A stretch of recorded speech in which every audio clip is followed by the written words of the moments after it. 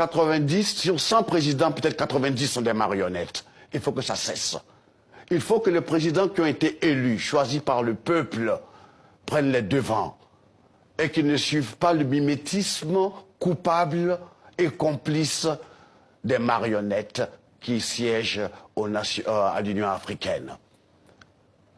Nous voulons être un peuple respecté. On n'a pas besoin de charité, de mendicité. L'Afrique a tout pour s'en sortir.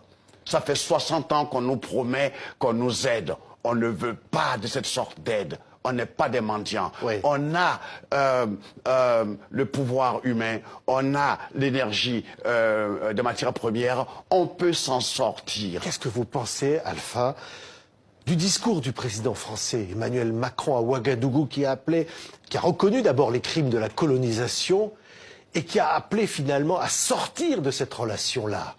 Mais écoutez, d'abord je vais dire à M. Macron qu'on n'a pas attendu lui pour lui nous dire ça. On en est conscient. Cette leçon, il la garde pour lui.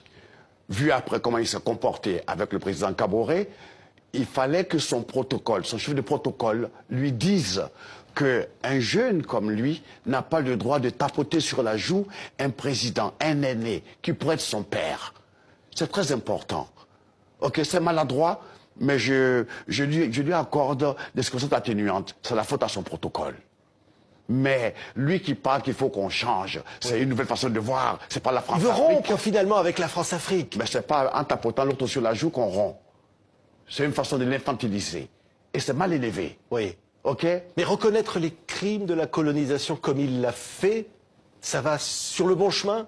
Ce que je voudrais, c'est que les Africains aujourd'hui sont conscients.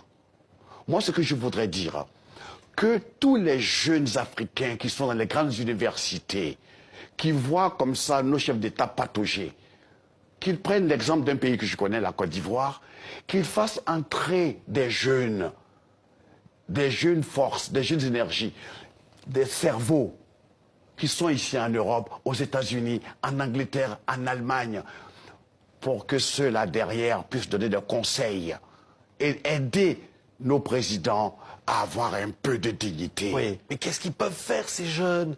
Ces jeunes, on dit. Comment l'avenir leur appartient, oui. parce que comment on ne laissera pas. Écoutez, j'ai la chance de connaître quelques jeunes dans l'équipe de M. Ouattara. Ils sont brillants. Ils sont polytechniciens. Il y en a plein comme ça. Il y a des Béninois, il y a des Togolais, il y a des Congolais, il y a des Camerounais, il y a des Sénégalais. Tous ceux-là doivent venir à la rescousse. Ils ne peuvent rien apporter ici en Europe. Mais en Afrique, on a besoin d'eux. Il ne faut pas qu'ils soient là et que leur silence et leur inactivité, permettent à des gens de venir nous humilier. Les énarques comme M. Macron, il y en a aussi en Afrique. Donc ce n'est pas un petit énarque président qui va venir se foutre la gueule de nos pères et de nos aînés. Il a expliqué qu'il ne cherchait pas du tout cela.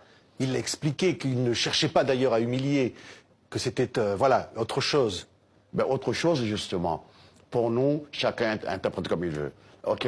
On aime bien Macron, on aime bien sa jeunesse, mais cette maladresse, tu comprends, on l'a pris tous personnellement. Et je souhaiterais que, s'il a l'occasion de réparer, qu'il le fasse, ou que son protocole lui enseigne comment en Afrique on respecte les aînés. Maintenant, je voudrais m'adresser surtout à l'Union africaine. L'histoire de la Libye. Kadhafi, qu'on l'aime pas, était un membre de l'Union africaine. Donc, l'Union africaine ne pouvait pas autoriser, admettre que M. Sarkozy et l'OTAN viennent bombarder, démolir la Libye. C'est inacceptable. Il faut, à partir de maintenant, qu'ils sachent tous que s'ils ne font pas une unité véritable, quand je dis d'unité, je parle d'unité militaire, pour que la grande armée africaine, de l'Union africaine, soit cette armée qui va régler les problèmes africano-africains. Et que ce n'est pas la France qui va envoyer des soldats au Mali ou en Centrafrique. Ce sera l'Union africaine. ok, et que aucun pays n'aura le droit de venir enlever, faire assassiner un membre de l'Union africaine. Ok, c'est un crime. Et ceci étant la genèse sacrée de cette vente d'esclaves, ça aussi c'est de la foutaise. C'est parce que le continent africain, ce colosse, n'a pas encore mesuré son muscle. Il est grand temps que nos présidents prennent conscience de leur force. Nous les critiquons, mais nous savons